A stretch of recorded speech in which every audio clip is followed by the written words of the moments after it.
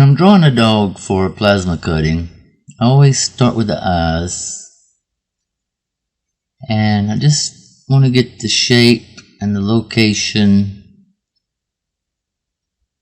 to look like an eye, and I have to have clearance for a plasma cutter. So definitely don't try to draw exactly like the photo, or don't try to include the pupils or little shaded details like that, because those just don't cut clean with plasma. And then I always go to the nose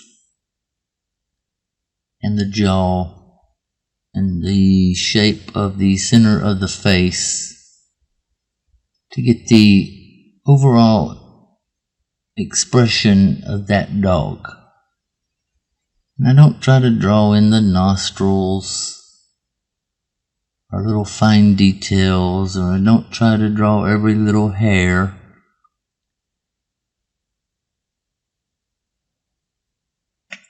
Or every little skin tone. I just want nice smooth lines with plenty of space between them to cut good with plasma.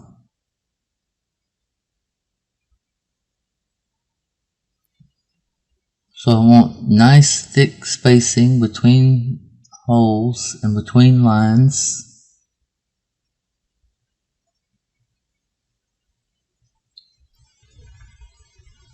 And I'm actually just making sure that I'm not trying to draw the photo exactly. I just need to get the shape and the structure of everything, and that will look just fine. The photo is too detailed and too shaded for plasma to cut. I mean, plasma is not a pencil drawing, and it's not a laser printer, so you have to kind of aim for just simple, smooth details that represent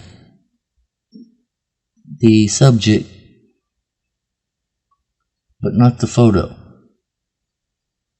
if that makes sense.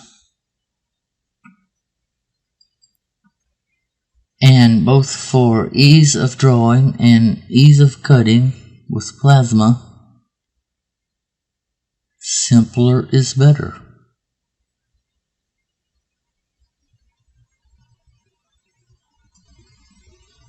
The more you try to copy every color and every shade and every detail, the further off track you get.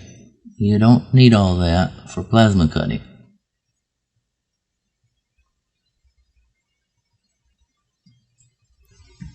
If you get the shape and the expression, that's all you need.